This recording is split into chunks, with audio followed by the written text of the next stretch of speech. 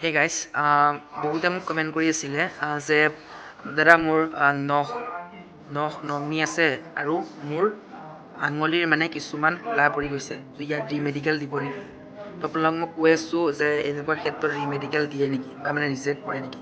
যদি তোমালোকৰ আঙুলিটো, তোমালোকৰ যোনটো আঙুলিৰ নখ যদি একেবাৰে ক'লা পৰি নাইকিয়া হৈ গৈছে, তেতিয়া তোমালোকৰ মানে ৰিমেডিকেল দিব বা ৰিজেক্ট হোৱাৰ চান্স থাকে। তো তোমালোকৰ যদি আঙুলি বা ভৰি আঙুলি হওক বা যদি নখৰ আঙুলি হওক, যদি তোমালোকৰ ওপৰৰ লেভেলৰ যদি জাষ্ট অলপমান টাচ টাইপত মানে যদি মানে ক'লা পৰিছে, ব্লেক টাইপৰ হৈ গৈছে, তেতিয়া তোমালোকে মানে পাছ হৈ যাবা। যদি তোমালোকৰ নখ চুকীয়াটো ৰিমেডিকেল দিয়ে দেই, তোমালোকে যেতিয়া মেডিকেল দিবলৈ আহিবা, তেতিয়া তোমালোকে কি কৰিবা, তোমালোকৰ যোনবোৰ নখ ভালদৰে চফা কৰি আহিবা। যদি তোমালোকৰ নখবোৰ মানে কিছুমান পানী ওলাই থাকে ন, তেতিয়া তেওঁলোকে মানে ৰিমেডিকেল দি দিয়ে, ঠিক আছে। তো তোমালোকে যিমান পাৰা নিজৰ নখ পাতিবোৰ চফা কৰি আহিলে, ঠিক আছে। কাৰণ তেওঁলোকে মানে প্ৰতিটো বস্তু ভালদৰে চায়, তোমালোকৰ নখনি হওক, তোমালোকৰ চকু হওক, চকুতো বহুত ৰিমেডিকেল দিয়ে। তোমালোকে সেইকাৰণে মোবাইলবোৰ ইমান বেছিকৈ নাচাবা, মানে চালেও ডাৰ্ক মোডত কৰি চাবা।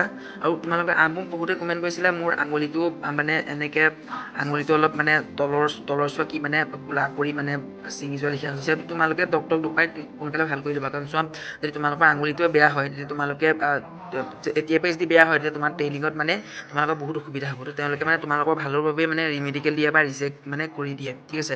আৰু চকুটো ছেম হয়, যদি তোমালোকে ভালদৰে চকু দেখাই নাপাবা, তোমালোকে ফায়াৰিং কেনেকৈ কৰিবা বা তোমালোকে কিবা এটা বস্তু ভালকৈ কেনেকৈ দেখিবা, তেনেকুৱা মানে কথাটো হৈ পৰে। চবতকৈ তোমালোকৰ নখ যিমান ইম্পৰ্টেণ্ট, তোমালোকৰ চকুকেইটাও সিমানেই ইম্পৰ্টেণ্ট। কাৰণ তোমালোকৰ ট্ৰেইনিং হওক বা তোমালোকৰ ফায়াৰিং হওক, যিকোনো বস্তু দেখাৰ ক্ষেত্ৰত চকুকেইটাই বহুত কাম কৰে। তো তোমালোকে যদি 6/6ত মানে যদি তোমালোকৰ XYZ যদি মানে গণিব নোৱাৰা, তোমালোকৰ মানে ৰিমেডিকেল দি দিব।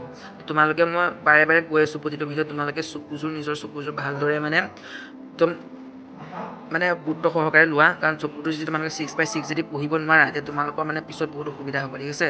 কাৰণ তাত যেতিয়া 6/6টো মানে যদিও 6/6 বুলি কয় অকণমান আঁতৰৰ পৰা দিয়া, তেতিয়া তোমালোকৰ যেতিয়া এনেকৈ হাতযোৰ জুখি দিব, মানে জাষ্ট ধৰি দিব, তোমাৰ হাতটো যদি এনেকৈ আঁতৰাবলৈ ট্ৰাই কৰে, তেতিয়া তোমালোকৰ ৰিমেডিকেল দি দিব। আৰু যেতিয়া তোমালোকক মানে আখৰবোৰ পঢ়িবলৈ দিয়ে, ভালদৰে পঢ়িবা, ঠিক আছে। যদি প্ৰতিটো আখৰে মানে শব্দবোৰ যদি ভালদৰে উচ্চাৰণ কৰা, মানে অলপ চিঞৰি পেলাই, তেতিয়া তোমালোকক আৰামছে পাছ হৈ যাবা, ঠিক আছে। আৰু তোমালোকৰ নখৰ ইমান চিন্তা নকৰিবা। যদি অলপমান যদি হেৰি থাকে, একো নহয়। যদি বেছিকৈ নখটো বেয়া হৈ গৈছে বা নখৰ পৰা যদি পানী ওলাই থাকে তলৰ নখৰ পৰা, তেতিয়া তোমালোকে মানে দৰৱ পাই ডক্তৰৰ ওচৰত দেখুৱাই মানে দৰৱটো আনি ল'বা, ঠিক আছে। তুমি ভিতৰৰ পৰা যিমান পাৰা শ্বেয়াৰ এটা কৰি দিবা। আৰু তোমালোকে ইমানো ভয় খাই নাথাকিবা মেডিকেলৰ বাবে, ইমানো হাৰ্ড নহয়। বহুতে কয় অগ্নিবীৰ এনেকুৱা হয় মানে মেডিকেলটো ইমানো হাৰ্ড নহয়, তোমালোকে টেনশ্যন কৰি নাথাকিবা, আৰামছত পাছ হৈ যাবা, ঠিক আছে।